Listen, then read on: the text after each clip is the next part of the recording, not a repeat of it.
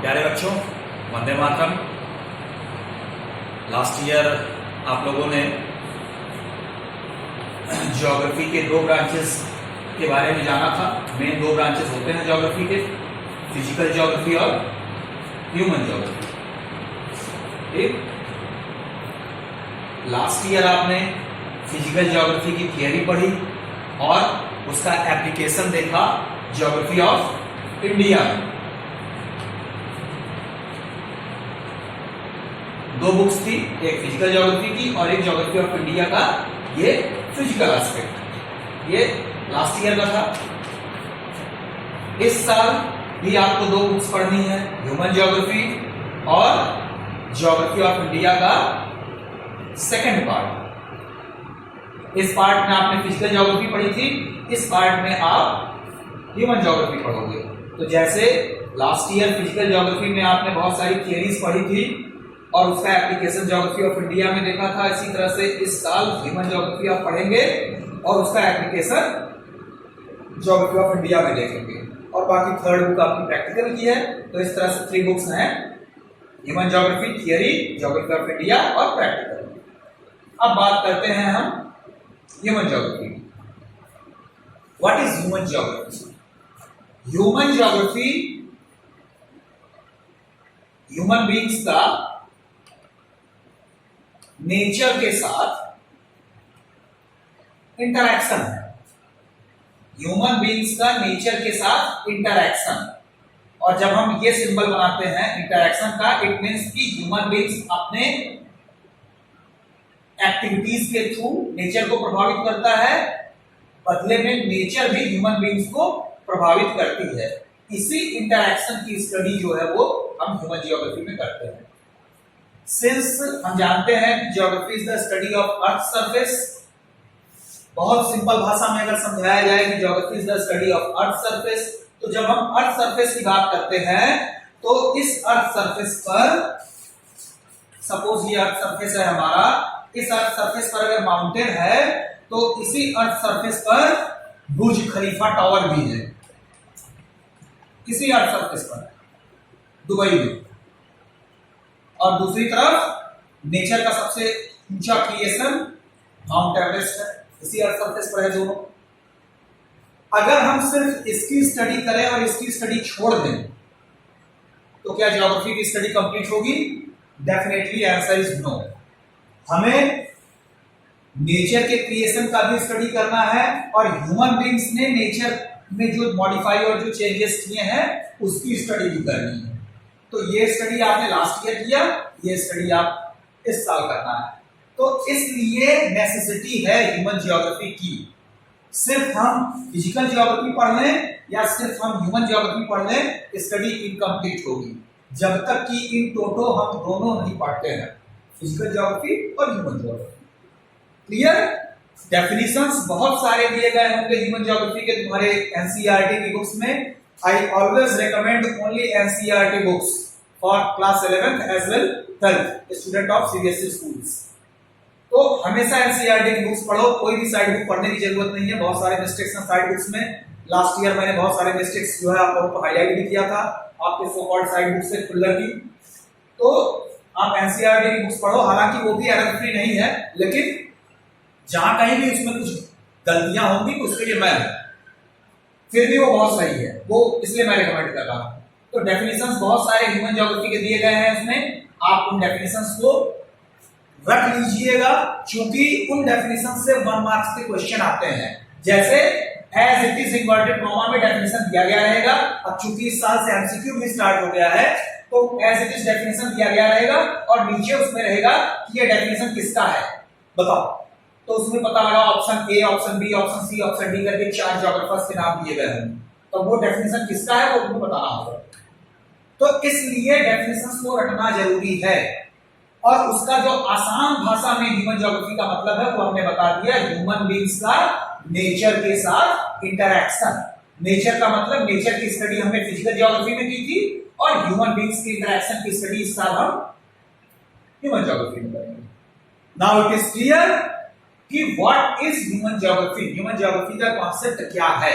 इस तरह से हम ह्यूमन बीइंग्स के इंटरैक्शन को जहां तक ह्यूमन बींग्स का नेचर के साथ इंटरेक्शन है, जिस एक्सटेंड तक, वो सब कुछ ह्यूमन ज्योग्राफी का सब्जेक्ट मैटर है, सब कुछ, ईच एंड एवरीथिंग।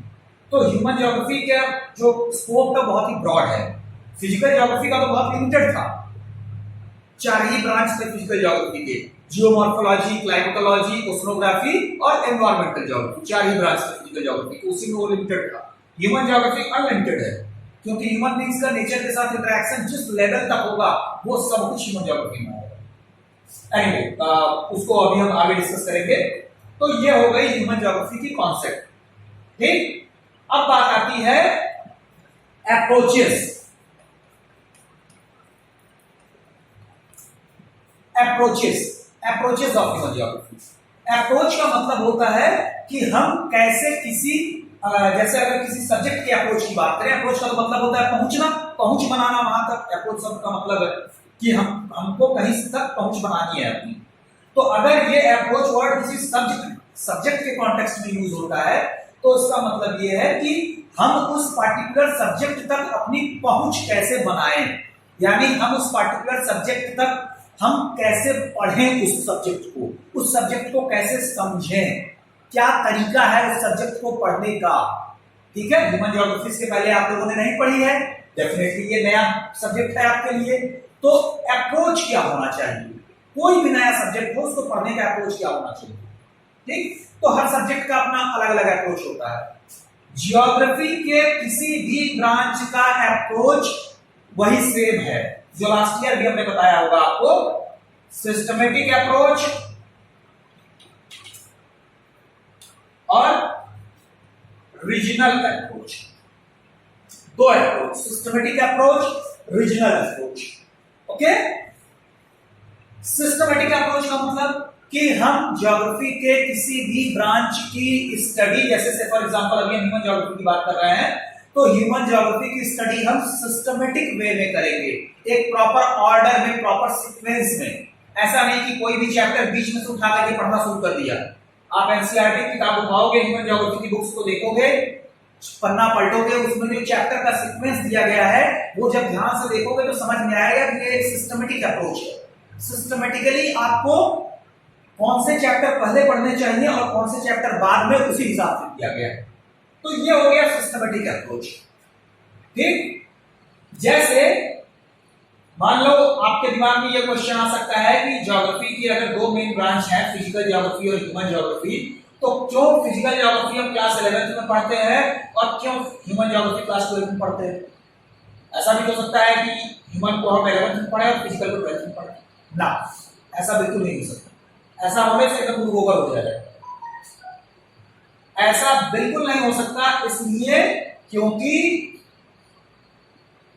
ज्योग्राफी के डेफिनेशन में ही आता है कि ऑर्डरली इंटरप्रिटेशन, सिस्टमेटिक इंटरप्रिटेशन होनी चाहिए सब्जेक्ट की। और जब सिस्टमेटिक इंटरप्रिटेशन की बात करते हैं, तो अभी देखो हमने आपको ह्यूमन ज्योग्राफी का जो कॉन्सेप्ट बताया, ह्यूमन बींग्स का नेचर के साथ इंटरेक्शन, ठीक। पहले नेचर आया कि पहले ह्यूमन बींग्स आया, सवाल यहां पर उठता है।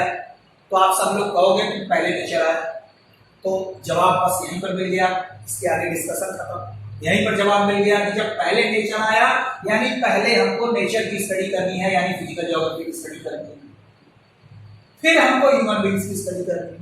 इसलिए 11th में पहले आपको फिजिकल ज्योग्राफी बताया गया। सिस्टम यही है, सिस्टमेटिक वे में, इसीलिए पहले आपको नेचर के बारे में बताया गया। जैसे अगर इस इंटरैक्शन को हम किसी एग्जांपल से समझना चाहें, तो बहुत सारे एग्जांपल हो सकते हैं। जैसे मान लो एग्रीकल्चर, ये सिल्वर का फॉर्मूला मत समझ लेना, लो AgR लिख दिया, एग्रीकल्चर आपका फॉर्म हो गया। तो अब जैसे agriculture is one of the best examples of interaction between human beings and nature.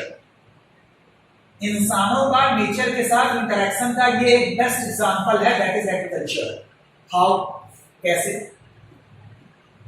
खेती में हम करते क्या है, फसल उगाते हैं, कोई भी फसल ले, जैसे गेहूं ले,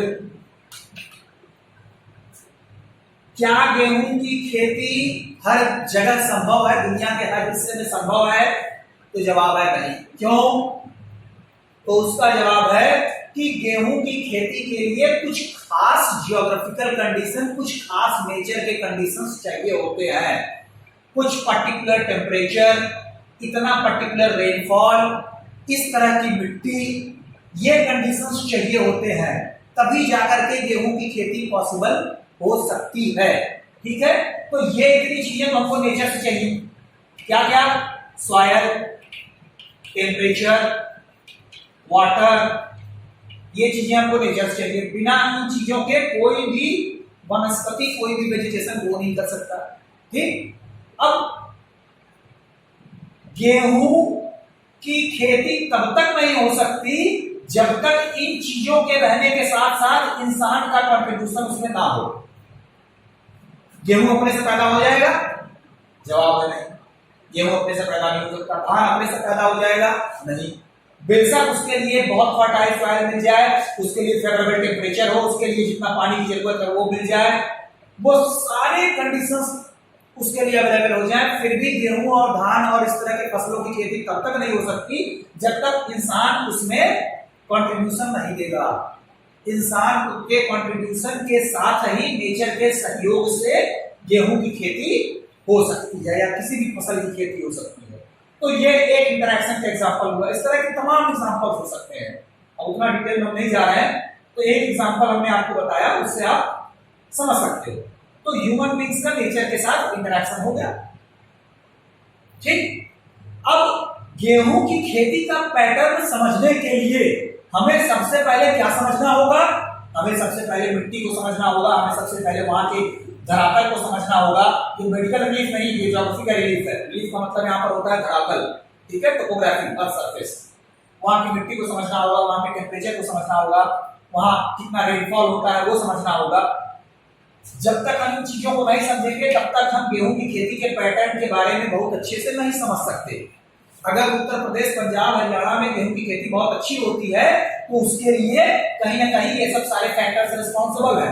उत्तर प्रदेश, पंजाब, हरियाणा में मैदानी इलाका यानी धरातल जो है एकदम बिल्कुल मैदानी है।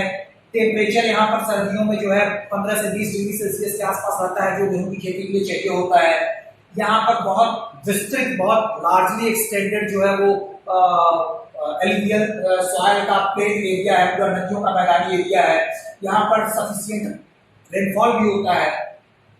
तो जब तक हम इसके बारे में नहीं जानेंगे तब तक हम ये नहीं समझ पाएंगे कि क्यों उत्तर प्रदेश, पंजाब और हरियाणा में ही गेहूं की खेती बहुत अच्छी होती है और क्यों नहीं पश्चिम बंगाल और तमिलनाडु में गेहूं की खेती अच्छी होती है, या वाइस वर्सा। क्यों तमिलनाडु, पश्चिम बंगाल में चावल की खेती बहुत अच्छी होती है और क्यों नहीं उत्तर प्रदेश, राजस्थान में गेहूं की खेती बहुत अच्छी होती है। सॉरी, क्यों नहीं उत्तर प्रदेश और राजस्थान में चावल की खेती बहुत अच्छी होती है। तो इसलिए हमें नेचर को पहले समझना होगा, और नेचर को समझने के लिए हमें क्या पढ़ना पड़ेगा? हमें पहले फिजिकल ज्योग्राफी पढ़ना पड़ेगा। तो ये है सिस्टमेटिक अप्रोच। सिस्टमेटिक अप्रोच, इसीलिए पहले आपने फिजिकल ज्योग्राफी पढ़ा, आपने नेचर को बहुत अच्छे से समझ लिया, जियोमॉर्फोलॉजी के रूप में, क्लाइमेटोलॉजी के रूप में, ओशनोग्राफी के रूप में और एनवायरमेंटल ज्योग्राफी के रूप में आपने बहुत अच्छे से नेचर को समझ लिया। अब इस नेचर के साथ ह्यूमन बींग्स का जो इंटरेक्शन है अलग अलग रूप में, उसको आप यहां पर देखोगे। ये हो गया सिस्टमेटिक अप्रोच। क्लियर? दूसरा आता है रीजनल अप्रोच। रीजनल अप्रोच क्या है?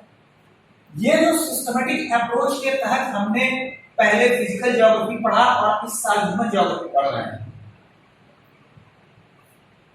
इन दोनों में हम अलग अलग थियरी, कॉन्सेप्ट यही सब पढ़ते हैं। उसका एप्लीकेशन दुनिया के अलग अलग हिस्सों में किस तरह हो रहा है यह भी तो जानना जरूरी है। या बस केवल पढ़ लिया ऐसे थियरी कि माउंटेन ऐसे बनता है, रिफ्ट वैली ऐसे बनती है, नदियां ऐसे ओरिजिनेट होती हैं, पानी ऐसे बरसता है, बस खाली ऐसे पढ़ लिया काम मतलब। उसका एप्लीकेशन भी तो जानना होगा हमें कि माउंटेन ऐसे बनता है तो इस तरह से बने हुए माउंटेन दुनिया में कहां है, ये जानना जरूरी है। नदियां ऐसे ओरिजिनेट होती हैं तो इस तरह से ओरिजिनेटेड नदियां दुनिया में कहां कहां हैं, उनका पैटर्न क्या है, तो उसका एप्लीकेशन जानना जरूरी होता है। तो इसलिए हम रीजनल अप्रोच अपनाते हैं। जैसे पूरी दुनिया की जियोग्राफी हम एक साथ नहीं पढ़ सकते, तो उसको अलग अलग रीजन में, अलग अलग पार्ट में, अलग अलग एरिया में बांट करके, छोटा छोटा करके तब हम स्टडी करते हैं। जैसे ज्योग्राफी ऑफ वर्ल्ड अगर हम पढ़ने लगे तो वो पॉसिबल ही नहीं है। दुनिया के ज्योग्राफी जो है वो पता लगा मेरे हाइट की जो है 4 हाइट ऊंचाई पे चले जाओ, इतनी मोटी किताब तैयार हो जाएगी, वर्ल्ड ज्योग्राफी ऑफ वर्ल्ड पढ़ना शुरू करोगे एक तरफ से। तो इसीलिए हम उसको अलग अलग पार्ट में बांट करके स्टडी करते हैं। आज हम भारत में पढ़ रहे हैं तो हम ज्योग्राफी ऑफ इंडिया पढ़ रहे हैं उसका रीजनल अप्रोच के रूप में। अगर हम यहीं यूएस में पढ़ रहे होते तो फिजिकल ज्योग्राफी के बाद जो उसका रीजनल अप्रोच था तो हम पढ़ते ज्योग्राफी ऑफ यूएस से। हम चीन में रहे होते तो ज्योग्राफी ऑफ चाइना पढ़ते, हम उस देश से पढ़ते, वहां पर किस तरह से नेचर का वो है एप्लीकेशन है वो हम पढ़ते। तो ये है रीजनल अप्रोच। क्लियर? तो इस तरह से दो मेन अप्रोच हुए, सिस्टमेटिक अप्रोच, एक सिस्टम में एक प्रॉपर ऑर्डर में पढ़ना है, पहले क्या बाद में क्या। ठीक, इसमें भी फिजिकल ज्योग्राफी में भी सिस्टमेटिक अप्रोच था। ज्योग्राफी के 4 ब्रांचेस थे फिजिकल ज्योग्राफी के, जियोमॉर्फोलॉजी, क्लाइमेटोलॉजी, ओशनोग्राफी, बायोजियोग्राफी। हमने सबसे पहले जियोमॉर्फोलॉजी पढ़ा। क्यों पढ़ा? अगर हम जियोमॉर्फोलॉजी पहले नहीं पढ़ते, अगर हम क्लाइमेटोलॉजी पहले पढ़ लेते तो हमको क्लाइमेटोलॉजी नहीं समझ में आती, क्योंकि बहुत हद तक जियोमॉर्फोलॉजी जो है वो क्लाइमेटोलॉजी को अफेक्ट करती है। किसी भी जगह का जो टोपोग्राफी होता है उसकी स्टडी जियोमॉर्फोलॉजी है, और उस जगह की टोपोग्राफी वहां के क्लाइमेट को स्ट्रांगली अफेक्ट करती है। हिमाचल प्रदेश या उत्तराखंड या जम्मू कश्मीर या सिक्किम में अगर बहुत ज्यादा ठंड पड़ती है तो बहुत सारे फैक्टर्स के साथ साथ एक फैक्टर ये भी है कि वहां ऊंचाई वाले वो जगह है, तो वो टोपोग्राफी वहां पर वो कारण बना वहां पर ठंड के लिए। तो इसीलिए हमें वहां के क्लाइमेट को पढ़ने से पहले वहां की टोपोग्राफी यानी वहां की जियोमॉर्फोलॉजी को पहले पढ़ना पड़ेगा। तो हर जगह आपको सिस्टमेटिक अप्रोच मिलेगा। ह्यूमन ज्योग्राफी में भी आपको पहले क्या पढ़ना है, उसके बाद क्या पढ़ना है, ये सारी चीजें आपको बताई जाएंगी। ये सिस्टमेटिक अप्रोच है। And next one is regional approach, अभी बताया, फिलहाल मैं इसको रिपीट कर दे रहा हूं दोबारा। रीजनल अप्रोच, ये जो हमने सिस्टमेटिक अप्रोच पढ़ा इसमें फिजिकल ज्योग्राफी और ह्यूमन ज्योग्राफी में जो सिस्टमेटिक अप्रोच पढ़ा, इसका एप्लीकेशन हमने जो नेचर के बारे में पढ़ा, इसका एप्लीकेशन हमारे देश में किस तरह से हो रहा है। हमने ह्यूमन बीइंग्स का नेचर के साथ इंटरेक्शन पढ़ा, इसका एप्लीकेशन हमारे देश में किस तरह से हो रहा है उसको भी जानना जरूरी है, जो कि हम रीजनल ज्योग्राफी के तहत पढ़ते हैं। लास्ट ईयर हमने नेचर का application geography of India context में देखा था, इस साल हम ह्यूमन बीइंग्स का नेचर के साथ इंटरेक्शन का ज्योग्राफी ऑफ इंडिया के कॉन्टेक्स्ट में। क्लियर? तो अब तक दो बातें हुई, कॉन्सेप्ट ऑफ ह्यूमन ज्योग्राफी यानी ह्यूमन ज्योग्राफी क्या है, और अप्रोचेस टू ह्यूमन ज्योग्राफी।